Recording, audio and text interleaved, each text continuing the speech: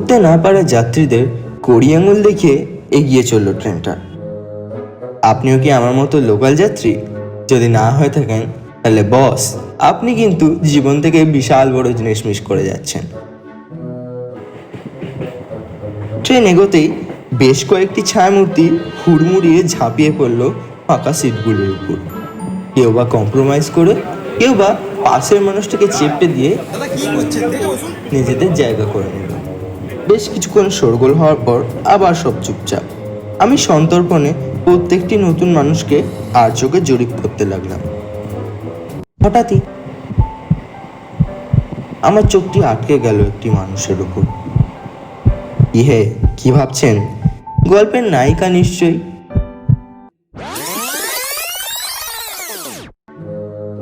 আরে ধৈর্য ধরুন, আমিও আপনারই মতো ভীষণ লাজুক মনের মানুষ। আমিও মুখে কুলু পেটে বসে রইলুম, শুধু কিছুই জানি না এমন ভান করে আর চোখে দেখতে লাগলাম।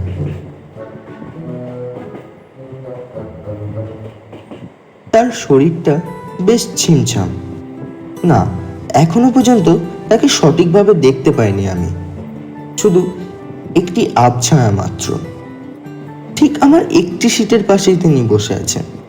ইচ্ছা করছে মাঝখানের ব্যক্তিকে উপড়ে ফেলে দিই সিট থেকে, কিন্তু আমি নিরুপায়। কোনো ক্রমে আর চোখে দেখতে চেষ্টা করলেও লজ্জা যেন আমার চোখে পর্দা টেনে দিল। কিন্তু আমি তো হার মানবার মানুষ নই। সবাই বলে মানুষদের পা দেখে নাকি তাদের পরিচয় বলে দেয়া যায়। আমিও তাই নিচের দিকে চোখ রাখলাম। তথাকথিত ফর্সা সুন্দর নয়, শ্যামবর্ণের পা দুটো যেন অতীব ভারাক্রান্ত, হয়তো পরনে একটি স্যান্ডেল। নিছক সাধারণ হলেও মনে হয় যেন অসাধারণ কিছু লুকিয়ে আছে তার গভীরে।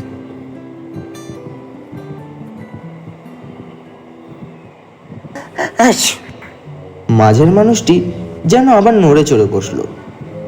আমার পুরো ভিউটা এক ধাক্কায় গাঢ় করে দিল। মনের ভেতরের আগুনটাকে কোনোভাবে নিভিয়ে দিয়ে আবার নিজের কাজে মন দিলাম। হ্যাঁ, কোলে একটি ব্যাগ রয়েছে, ফুল হাতা একটি চুড়িদার আর ওড়না। কি ঠিক দেখলাম তো? হয়তো তাই। আবার একটি স্টেশন ক্রস করে গেলাম। মনের উত্তেজনা বেশ কয়েক গুণ বেড়ে গেল। তখন নানান ফ্যান্টাসি আমাকে ঘিরে ধরেছে, সাথে একটা চাপা উত্তেজনা। মেয়েটি যদি নেমে যায় পরের স্টেশনে? আলো অন্ধকারে বুঝতে পারলাম ব্যাগের চেন খুলে কি যেন খুঁজতে লাগলো মেয়েটা। একটা জলের বোতল বেরিয়ে এলো ব্যাগের মধ্যে থেকে। তখনই আমার চোখ পড়লো তার মসৃণ হাতের উপর।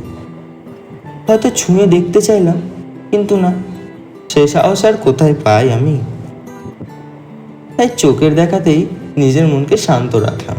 তারপরে চোখ পড়ে গেল তার খোঁপা করা চুলের উপর, যেন উস্কো শুষ্ক রুক্ষ চুলগুলোকে আবদ্ধ বাঁধনে বেঁধে রাখার ব্যর্থ প্রচেষ্টা। ভাবনায় হারিয়ে যাওয়ার ঠিক আগে খেয়াল করলাম ট্রেনের গতি ধীরে হচ্ছে। জানলার বাইরের দৃশ্যগুলি আমার খুবই পরিচিত। আমাকে এবার নামতে হবে। না চাইতেও নিজের মনে প্রশ্ন করে উঠলাম, সত্যি কি মেয়েটার মুখটা আমি আর দেখতে পাবো না কোনোদিন?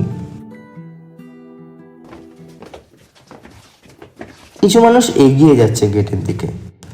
আমিও হয়তো মেয়েটির পাশ কাটিয়ে এগিয়ে গেলাম, কিন্তু কই, মেয়েটির মুখটি দেখতে পেলাম না তো। প্রচণ্ড আফসোস হচ্ছে এমন সময় একটা হালকা শিহরণ। মেয়েটি উঠে এসে ঠিক যেন আমার পাশেই দাঁড়িয়েছে। নিজের চোখকে যেন বিশ্বাস করতে পারলাম না। সত্যি কি ভগবান আমাকে সুযোগ করে দিচ্ছে? হঠাৎ কিছু বলল মেয়েটা। দাদা, আপনি কি নামবেন? আমি যেন কিছুই শুনতে পাচ্ছি না, ভ্যাবাচেকাকে দাঁড়িয়ে রইলাম। কিছুটা বিরক্তি মেশানো স্বর নিয়ে বলল মেয়েটি। আমাকে একটু জায়গা দিন না, আমি একটু। কথা শেষ করবার আগেই আমি এগিয়ে দাঁড়ালাম। মেয়েটি আবার আমার পাশেই দাঁড়িয়েছে। হয়তো ইঞ্চিখানেক দূরেই তার কানের ঝুমকোটি ঝুলে রয়েছে, কিন্তু আমি তো তার দিকেই তাকিয়ে আছি। কই, দেখতে পাচ্ছি না তো তাকে। মুখটা মুখটা কোনো মতে মনে করতে পারছি না। ট্রেনটি ব্রেক কষল। মেয়েটি হয়তো হুমড়ি খেয়ে পড়ে যেত, কিন্তু আমি তার হাতটি চেপে ধরলাম। আমি কি সত্যিই তার হাত ধরেছি? এই লাজুক মানুষটার মনে এত সাহস কে জুগিয়ে তুলল? কিছু কি বললো মেয়েটা? সে কি নেমে যাচ্ছে? পিছনে ভিড়ের স্রোতের ধাক্কায় আমিও নেমে গেলাম। অনেক চেষ্টা করলাম ছায়ামূর্তিটিকে খোঁজার, কিন্তু কই, এত সহজেই মিলিয়ে গেল, হারিয়ে গেল এই ব্যস্ত দুনিয়ায়। পাহাড়ের চূড়াকে আচ্ছন্ন করে মেঘ যেমন তার বুকের উপর দিয়ে ভেসে যায়, ঠিক তেমনি আমার সমস্ত মনকে বিষাদের এক দৃঢ় আচ্ছাদনে আবিষ্ট করে চলে গিয়েছিল সে।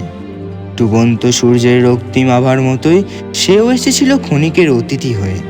এই ব্যস্ত শহরে আর দেখা হয়নি আমাদের। অনল দহনে হৃদয় পুড়িয়ে আজও আমি তার অপেক্ষায়। হতে পারে দেখা হয়ে গেল কোনো এক সময় এই ব্যস্ত শহরেই, হাজার মানুষের ভিড়ে, জীবনানন্দের 20 বছর পরে, অথবা যখন পৃথিবীতে থাকবে না কোনো অস্তিত্ব, সমুদ্র মিশবে অমানিসার আড়ালে, নয়তো অপেক্ষা নিজেও যেদিন ক্লান্ত হয়ে পড়বে অপেক্ষার অন্তরালে।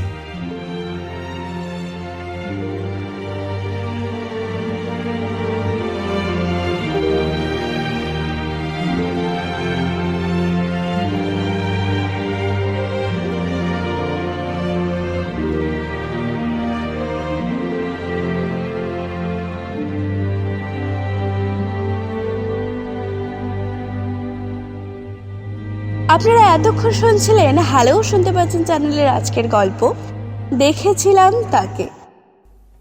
গল্প রচনায় নিকোলাস, সংশোধনায় সৌমিলি, গল্প পাঠে আমি নন্দিতা ও নিকোলাস, আবহ ও সঙ্গীত রচনায় সম্বিত এবং পোস্টার ডিজাইনে এনএসডি আর্ট। গল্পটি ভালো লাগলে অবশ্যই নিজের বন্ধুদের সাথে শেয়ার করবেন এবং আপনার মূল্যবান মতামত জানাতে কখনোই ভুলবেন না। ধন্যবাদ।